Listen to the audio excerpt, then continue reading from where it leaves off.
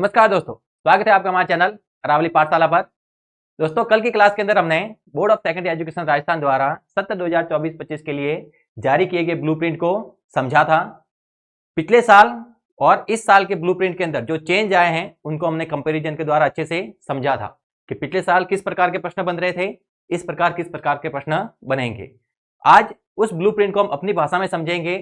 वहां से हम देखेंगे कि इस साल के लिए हमें कौन कौन से टॉपिक अच्छे से तैयार करने हैं, किन टॉपिक पर ज्यादा फोकस रखना है, किन टॉपिक को अगर हम स्किप करें तो भी अपने नुकसान नहीं होगा। तो उन सभी की आज हम विस्तार से चर्चा करने वाले हैं। तो आज आपके सामने हम जो भी अपने ब्लूप्रिंट आया है 2024-25 के लिए, उसको हमने अपनी भाषा के अंदर यहाँ पर रखा है, जहां पर हम आसानी से समझ सकते हैं कि कहां से कितने नंबर के प्रश्न आएंगे और कौन कौन से टॉपिक हमें पढ़ने हैं, ताकि वहां से अपने अच्छे नंबर आ जाए। जैसे पहले चैप्टर की बात करें तो वहां से 2 नंबर का ऑप्शनल क्वेश्चन है, यानी 2 बहुविकल्पीय प्रश्न हो जाएंगे, 2 नंबर का एक क्वेश्चन आएगा। तो चैप्टर नंबर 2 है बहुपद, वहां से भी 2 ऑप्शनल क्वेश्चन आएंगे, एक 2 नंबर का क्वेश्चन आएगा।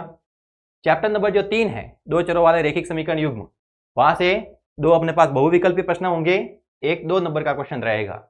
जो द्विघात समीकरण है वहां से 4 नंबर का केवल एक ही क्वेश्चन आएगा। सीधी बात समझ में आ रही है कि इस चैप्टर के लिए हमें छोटे प्रश्न बिल्कुल भी ध्यान में नहीं रखने हैं, यहां से केवल एक बड़ा प्रश्न ही बनेगा। जो चैप्टर नंबर 5 है वहां से एक फिल इन द ब्लैंक्स आएगा, रिक्त स्थान आएगा, एक 2 नंबर का क्वेश्चन आएगा, एक 3 नंबर का क्वेश्चन आएगा। अपने पास जो त्रिभुज है वहां से 2 ऑप्शनल क्वेश्चन आएंगे और 2 नंबर का एक क्वेश्चन आएगा। जो चैप्टर नंबर 7 है वहां से एक ऑप्शनल क्वेश्चन होगा, एक फिल इन द ब्लैंक्स होगा, एक 2 नंबर का क्वेश्चन होगा, एक 3 नंबर का क्वेश्चन होगा। यानी चैप्टर नंबर 7 के अंदर में पूरा का पूरा ही पढ़ना पड़ेगा, क्योंकि सभी टाइप के क्वेश्चन बन रहे हैं।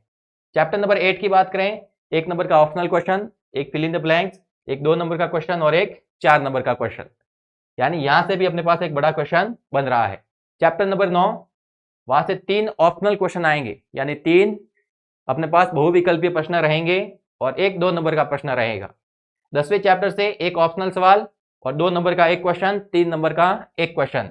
यानी चैप्टर नंबर 10 से भी हमें पूरा का पूरा पढ़ना पड़ेगा। फिर चैप्टर नंबर 11 वृत्तों से संबंधित क्षेत्रफल, 2 ऑप्शनल क्वेश्चन है, 1 मार्क्स का एक क्वेश्चन है और 2 नंबर का एक क्वेश्चन है। स्पष्ट क्षेत्रफल तथा आयतन, एक ऑप्शनल क्वेश्चन, एक फिल इन द ब्लैंक और 1 नंबर के 4 क्वेश्चन। सबसे इंपॉर्टेंट चीज है अपने पास स्पष्ट क्षेत्रफल और आयतन के अंदर कि यहां से सारे जो प्रश्न बन रहे हैं वो 1 नंबर के हैं। यानी यहां से हम समझ सकते हैं कि एक चैप्टर को हमें बिल्कुल भी एक्सरसाइज के क्वेश्चन के आधार पर तैयार नहीं करना है। यानी यहां से एक्सरसाइज के क्वेश्चन है वो रेयर कंडीशन के अंदर आएंगे, वहां से कॉन्सेप्ट सारे के सारे पूछे जाएंगे, लेकिन एक्सरसाइज का क्वेश्चन एक भी नहीं आएगा, इसकी बहुत ज्यादा संभावना रहेगी। स्टैटिक्स सांख्यिकी, वहां से 2 फिल इन द ब्लैंक्स आएंगे, 1 नंबर के 4 क्वेश्चन होंगे। देखना 1 नंबर के 4 क्वेश्चन, छोटे छोटे प्रश्न ज्यादा आने वाले हैं। एक 3 नंबर का क्वेश्चन, एक 4 नंबर का क्वेश्चन। प्रायिकता के अंदर से एक ऑप्शनल क्वेश्चन और 1 नंबर के 3 प्रश्न। तो यहां से हमें पहले वो चैप्टर देखने हैं जिन्हें हमें पूरा का पूरा तैयार करना है, कि वो चैप्टर कौन कौन से हैं जिसके अंदर हमें बिल्कुल कुछ भी स्किप करने की जरूरत नहीं है।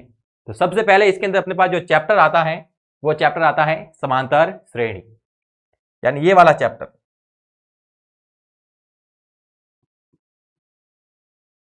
चैप्टर नंबर 5, यहां से फिल इन द ब्लैंक्स के अंदर 1 नंबर का क्वेश्चन आएगा।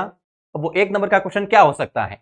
अगर उस 1 नंबर के क्वेश्चन की बात करें तो वहां से अपने पास ए और डी से रिलेटेड क्वेश्चन आएगा, यानी प्रथम पद और सारवंतर से रिलेटेड प्रश्न पूछा जाएगा। जो कि अपने पास एपी जब भी हम हल करते हैं तब उसका प्रथम पद होता है, जो 2 पद होते हैं उनके बीच में जो अंतर होता है वो सारवंतर होता है। तो यहां से ए और डी से रिलेटेड क्वेश्चन आएगा, फिल इन द ब्लैंक्स वाला। ये जो फिल इन द ब्लैंक्स वाला क्वेश्चन है वो ए और डी से रिलेटेड होगा।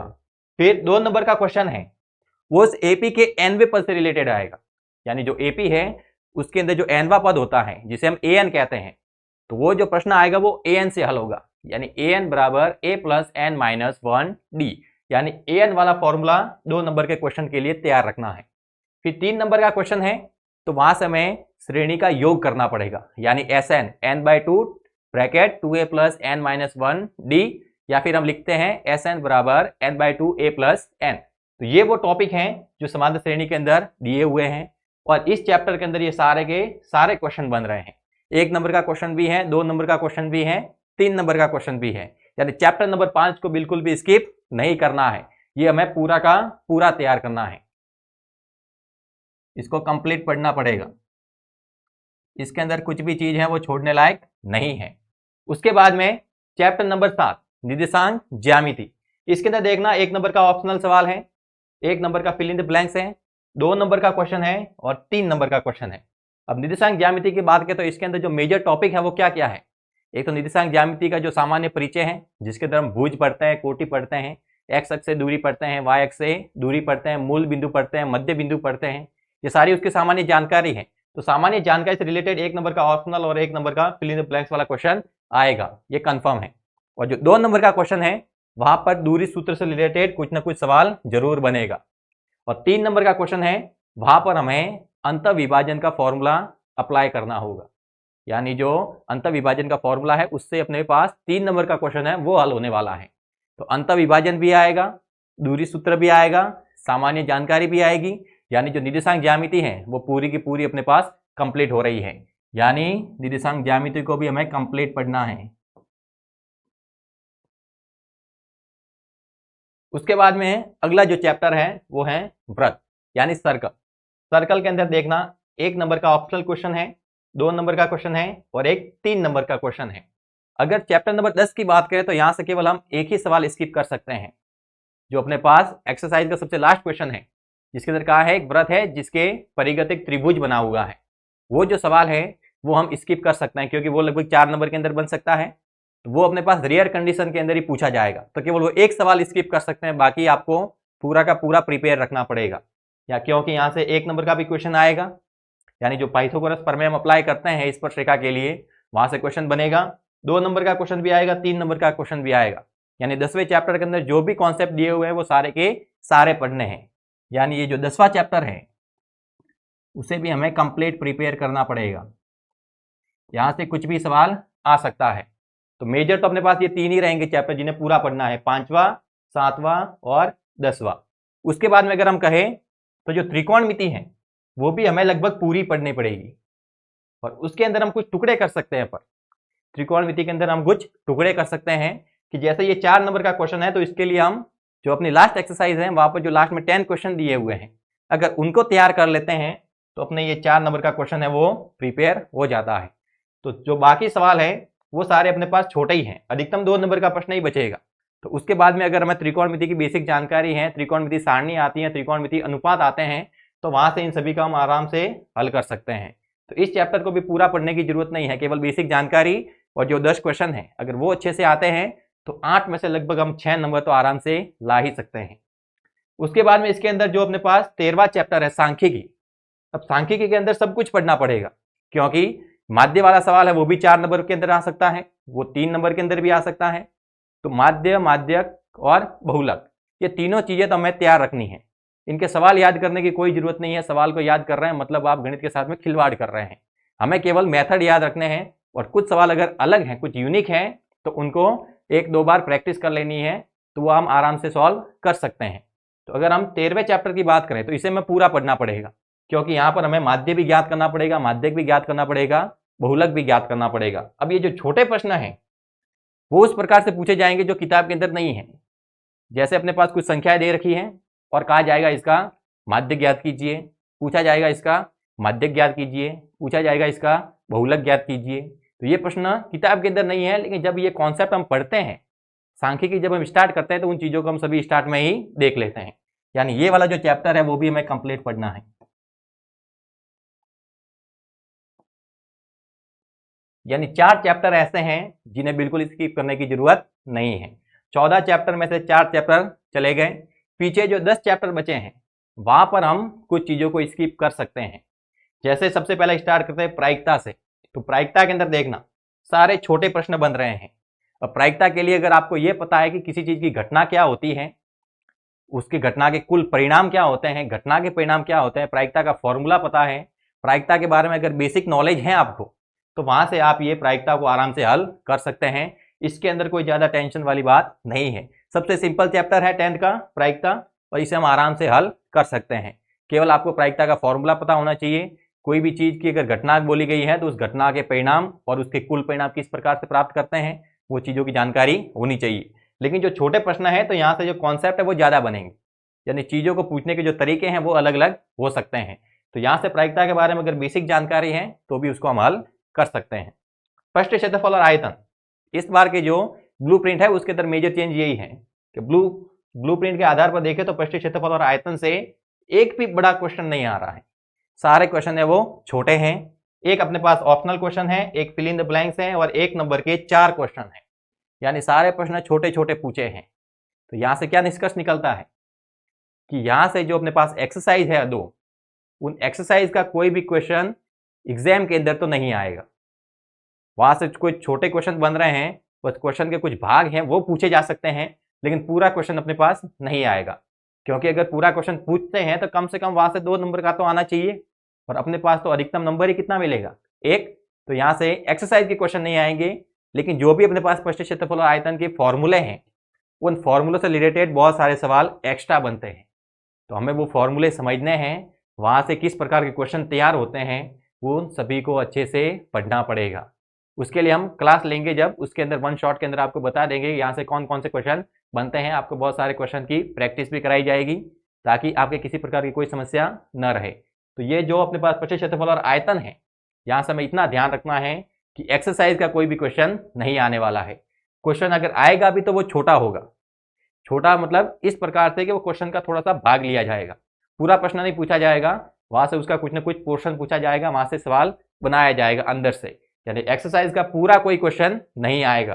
तो यहाँ से ये वाला चैप्टर तो बिल्कुल क्या हो गया है, कैंसिल हो गया है। यानी इस चैप्टर पर ज़्यादा फोकस करने की जरूरत नहीं है, एक्सरसाइज के हिसाब से कहा है। वैसे ये फोकस करने के लिए बहुत ज़्यादा होगा इसकी बात, क्योंकि इसके अंदर से बहुत सारे कॉन्सेप्ट पूछे जाएंगे, लेकिन एक्सरसाइज को तैयार करने की जरूरत नहीं है। वृत्त से संबंधित क्षेत्रफल की बात करें तो यहां से देखना अधिकतम 2 नंबर का प्रश्न ही पूछा जा रहा है। अब 2 नंबर का क्वेश्चन है तो आपको समझ जाना है कि ऐसे जो भी सवाल जिसके अंदर हम त्रिज्यीय खंड और वृत्तखंड ज्ञात कर रहे हैं, अगर वहां पर कैलकुलेशन ज़्यादा है, वो सवाल लेंथ में लंबे हैं, तब वो सवाल नहीं पूछे जाएंगे। अपने पास नॉर्मली त्रिज्यीय खंड का क्षेत्रफल पूछा जाएगा या फिर चाप की लंबाई पूछी जाएगी। वृत्तखंड का क्षेत्रफल भी बिल्कुल न के बराबर पूछा जाएगा अब की बार, क्योंकि बहुत रेयर चांस है कि वृत्तखंड का क्षेत्रफल पूछा जाए। तो यहाँ से अधिकतम 2 अंक का ही प्रश्न आ रहा है, तो यहाँ से हमें छोटे प्रश्न तैयार करने हैं, कोई भी बड़ा प्रश्न तैयार नहीं करना है। यानी यहाँ से भी अपने ज़्यादा कोई प्रॉब्लम होने वाली नहीं है। त्रिकोणमिति के अनुप्रयोग, जैसे स्पष्ट क्षेत्रफल और आयतन के अंदर चेंज आए हैं, वैसे त्रिकोणमिति के अनुप्रयोग में भी चेंज आए हैं, क्योंकि यहाँ पर 3 ऑप्शनल क्वेश्चन और 2 नंबर का 1 क्वेश्चन आ रहा है। अब ये 3 ऑप्शनल क्वेश्चन है, मतलब अब की बार जो त्रिकोणमिति का अनुप्रयोग है वहां से बहुत सारे कॉन्सेप्ट पूछे जाएंगे। वहां से आपको जो भी त्रिकोणमिति के अनुपात हैं उनकी अच्छे से जानकारी होनी चाहिए। यानी जो एक्सरसाइज 8.1 है वो 9वें चैप्टर के लिए इतनी इंपॉर्टेंट हो जाती है कि पूरा का पूरा चैप्टर उससे कवर हो जाएगा। अगर आप 8.1 को अच्छे से पढ़ते हैं, समझ लीजिए 9वां चैप्टर पूरा आपके तैयार है। त्रिकोणमिति की बात करें तो इसके अंदर 1 नंबर का ऑप्शनल क्वेश्चन है, एक फिल इन द ब्लैंक्स है, एक 2 नंबर का क्वेश्चन है, एक 4 नंबर का क्वेश्चन है। तो 4 नंबर के क्वेश्चन के लिए हमने कहा है कि जो लास्ट के 10 सवाल हैं वही पर्याप्त रहेंगे, वहां से 4 नंबर का क्वेश्चन बन जाएगा। बाकी जो सारी चीजें हैं वो त्रिकोणमिति की सारणी और अपने जो त्रिकोणमिति अनुपात है वही से सॉल्व होंगे। अपने पास कोई भी त्रिकोणमिति का फॉर्मूला इन छोटे प्रश्नों के अंदर नहीं आएगा। त्रिभुज की बात करें तो वहां से 2 ऑप्शनल क्वेश्चन है और 2 नंबर का 1 क्वेश्चन है, यानी यहां से अपने पास केवल छोटे प्रश्न ही पूछे जा रहे हैं। त्रिभुज से रिलेटेड अगर कोई बड़ा प्रश्न है तो वो बहुत कम चांस रहेंगे कि एग्जाम के अंदर आएगा। नॉर्मली अपने पास 2 त्रिभुज है, उनको समरूप सिद्ध करने का ही पूछा जाएगा अधिकतम 2 नंबर में। इसके अलावा कुछ बड़ा क्वेश्चन नहीं आने वाला। छोटे प्रश्न है तो वहां पर थेल्स प्रमेय को अप्लाई करना होगा, कोई भुजा होगी उसको ज्ञात करना पड़ेगा, या फिर 2 त्रिभुज समरूप हैं तो फिर वहां से किसी भुजा की लंबाई ज्ञात करनी होगी। इसी प्रकार के सवाल आने वाले हैं। बाकी यहाँ से कोई बड़ा क्वेश्चन नहीं बनेगा, जो समरूपता की कसौटी है उससे रिलेटेड प्रश्न आ जाएगा। द्विघात समीकरण, तो यहाँ से अब की बार ये जो पोर्शन है ये 4 नंबर का पहले भी था अब भी है, लेकिन फर्क ये है कि पहले ये अलग भाग में था, लेकिन अब की बार ये ज्ञानोपयोग में आ गया है। यानी हमें अपने नॉलेज को इसके अंदर अप्लाई करना पड़ेगा। जब हम द्विघात समीकरण पढ़ते हैं तो वहाँ पर मूलों की प्रकृति पढ़ते हैं, विविध कर पढ़ते हैं, मूल ज्ञात करने का पढ़ते हैं, तो वो सारी चीज़ें यहाँ पर ज्ञात करनी पड़ेगी। यानी यहाँ से जो बड़ा क्वेश्चन बनेगा वो द्विघात समीकरण का पूरा सार होगा, ये ध्यान रखना है। 2 चरों वाले रैखिक समीकरण युग्म की बात करें तो यहाँ से सारे के सारे छोटे क्वेश्चन है, एक 2 नंबर का क्वेश्चन है, और जो 2 नंबर का क्वेश्चन है वहां पर सीधा सिंपल अपने पास 2 रैखिक समीकरण युग्म दिए होंगे, उनको हल करना होगा। प्रतिस्थापन, विलोपन, कुछ भी विधि अप्लाई कर सकते हैं। तो ये अपने पास 2 नंबर का क्वेश्चन बनेगा। छोटे प्रश्न होंगे उसके अंदर हो सकता है एक्स की वैल्यू दे रखी हो, वाई की वैल्यू निकालनी हो, रेखाओं की प्रकृति पूछें, वहां से हलों के प्रकार पूछे, जो समीकरण निकाय है उसकी भी प्रकृति पूछ सकता है, संगत है या असंगत है, उस प्रकार के छोटे प्रश्न बनेंगे। बहुपद है तो वहां पर ऑप्शनल सवाल है 2 और 1 2 नंबर का क्वेश्चन है, यानी 2 नंबर का क्वेश्चन किस प्रकार से आएगा, वहां पर हमें शून्य ज्ञात करने पड़ेंगे, और जो ऑप्शनल सवाल है वहां पर शून्यकों का योगफल, गुणनफल, बहुपद का निर्माण, इस प्रकार के प्रश्न पूछे जा सकते हैं। वास्तविक संख्या में 2 नंबर का एक क्वेश्चन है, 2 ऑप्शनल क्वेश्चन है, तो यहाँ पर ऑप्शनल क्वेश्चन है उसके अंदर क्या पूछा जा सकता है, एलसीएम एचसीएफ, अभाज्य गुणनखंड। 2 नंबर का क्वेश्चन है वो जो हर साल फिक्स रहता था अपरिमेय संख्या सिद्ध करने का, अब की बार ही फिक्स रहेगा, लेकिन हो सकता है कि अब की बार जो संख्या है वो कुछ अलग पूछे। नॉर्मली √2, √3 और √5 इन तीनों को हम तैयार करते थे, अपने बोर्ड एग्जाम पास हो जाता था अगर हम वास्तविक संख्या की बात करें तो। लेकिन अब की बार जो अपरिमेय संख्या पूछी जाएगी वो परिमेय और अपरिमेय दोनों का साथ में योग होगा, या फिर व्यवकलन होगा, या फिर गुणा या भाग दिया रखा होगा, उस आधार पर हल करना पड़ेगा।